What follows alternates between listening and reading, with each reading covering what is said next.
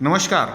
आज हमारे साथ प्रदीप वाकणकर, जो टॉरेंट पावर में असिस्टेंट जनरल मैनेजर के रूप में कार्यरत है, उपस्थित है।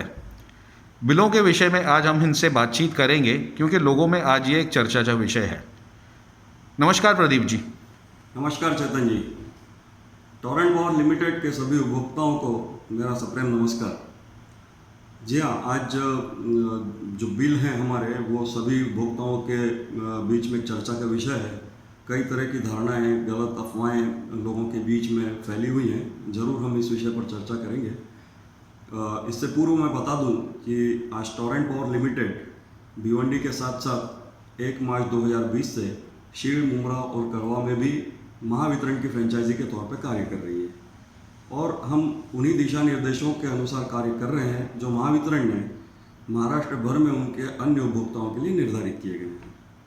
इस बीच में एक चीज़ पर प्रकाश डालना चाहूँगा कि कोविड-19 के इस कठिन दौर में ही रमज़ान का माह भी था और आप इस बात की सराहना अवश्य करेंगे कि इस दौरान हमारे सभी कर्मचारियों ने, हमारी सारी टीमों ने सिर्फ एकमात्र उद्देश्य के साथ काम किया है कि आपको निर्बाध रूप से विद्युत की आपूर्ति होती रहे, ताकि इस कठिन दौर में आप आपके घर में आरामपूर्वक और सुरक्षित रह सकें। Thank you Pradeep ji. प्रदीप जी, आज के दौर में आपने देखा होगा कि लोगों में टॉरेंट पावर का बिल ये एक चर्चा का विषय बना हुआ है। लोगों को लगता है कि बिल बहुत ज़्यादा दिए गए हैं। तो ये बिल किस तरीके से बनाए गए हैं या ये बिलों के पीछे क्या और कैसे गाइडलाइंस थे, आप ज़रा हमें बताएंगे? जी हाँ, इस महामारी के मद्देनज़र माननीय महाराष्ट्र विद्युत नियामक आयोग ने 26 मार्च 2020 को कुछ दिशा निर्देश जारी किए थे। ये दिशा निर्देश राज्य भर में सभी विद्युत आपूर्ति कंपनियों के लिए लागू होते हैं। इन दिशा निर्देशों के अनुसार कंपनियों को सिर्फ वे कार्य करने की अनुमति थी जो विद्युत का सप्लाई निरंतर रूप से बनाए रखने के लिए आवश्यक हो और इन्हीं दिशा निर्देशों के अनुसार कोविड-19 के इस दौर में बिलों का रीडिंग करना नामुमकिन था। तत्पश्चात 9 मई को पुनः हमें नए दिशा निर्देश प्राप्त हुए। इन दिशा निर्देशों के अनुसार ग्राहकों को उनके वास्तविक खपत के अनुसार बिल देना अनिवार्य है। अतः निर्देशों के अनुसार पुनः मीटर रीडिंग का कार्य शुरू किया गया। कोविड-19 के इस दौर में निर्देशों के अनुसार पिछले 3 महीनों का औसत लिया गया। ये 3 महीने जो थे वो दिसंबर, जनवरी और फरवरी थे। सामान्यतः ठंड का मौसम होने की वजह से इन महीनों में विद्युत की खपत कम होती है। अभी जो बिल दिए गए हैं वो उनकी पिछली रीडिंग और वर्तमान रीडिंग के अंतर से आई हुए खपत के आधार पर वास्तविक तौर पर बनाए गए हैं। इन बिलों का आकलन आयोग के निर्देशानुसार किया गया है। जो बिल ज़्यादा लग रहे हैं वास्तव में वो ज़्यादा नहीं है। ग्राहकों को ये समझना होगा कि जो अवधि है उनके बिलों की वो या तो 90 दिन है या 60 दिन है। बिलों के ऊपर इसे बिलिंग मोड के माध्यम से बताया गया है। आप देखेंगे यहाँ पे बिलिंग मोड में 90 लिखा हुआ है।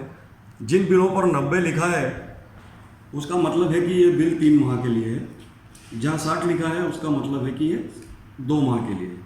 अब 3 माह यानी लॉकडाउन शुरू होने वाला माह मार्च, अप्रैल और मई।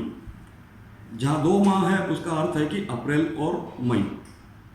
अब लॉकडाउन के इस पीरियड में चूँकि वर्क एट होम रहा है, लोग अपने घरों में ज़्यादा रहे हैं, तो निश्चित तौर पर उपकरणों की इस्तेमाल ज़्यादा हुआ है और इसी वजह से विद्युत खपत में बढ़ोतरी हुई है। यहाँ ये भी समझना आवश्यक है कि यदि हम इन महीनों को 2019 की खपत से तुलना करने जाएंगे तो वो भी सही नहीं होगा, क्योंकि उस दौरान वातावरण अलग था। इस दौरान घरों में जो लोग ज़्यादा रहे हैं, विद्युत उपकरणों का इस्तेमाल उन्होंने ज़्यादा किया है। तो बिल ज़्यादा है यह धारणा गलत है। कुछ लोग ये भी बात कर रहे हैं कि हमारा मीटर तेज है। यह कतई नहीं है। उन्हें इस बात पर ध्यान देना होगा कि ये वही बिल हैं, वही मीटर हैं जो उनके परिसर में पहले से लगे हुए हैं। टॉरेंट पावर लिमिटेड ने कहीं भी किसी भी मीटर का बदलाव नहीं किया है। सही है। तो प्रदीप जी, मैं अगर सही समझ रहा हूँ, आपका कहना ये है कि मार्च और अप्रैल के बिल जो है वो लोगों को पहले के 3 महीने के एवरेज से दिए गए थे, जी हाँ। जो निर्देशानुसार थे। जी उसके बाद मई में जो है उनकी रीडिंग ली गई है और रीडिंग के अनुसार बिल दिए गए हैं जी हाँ।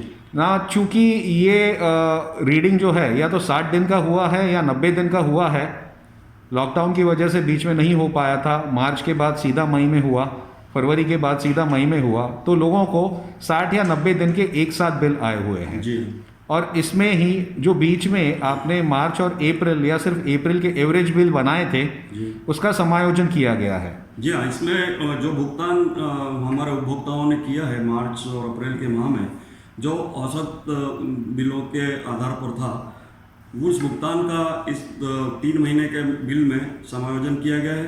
साथ ही साथ जो भी बदलाव हुए हैं आयोग के निर्देशानुसार 1 अप्रैल 2020 से, उसका भी पूरा ध्यान रखा गया है और सारे नियमों को ध्यान में रखकर उसका फायदा भी उपभोक्ताओं को दिया गया है।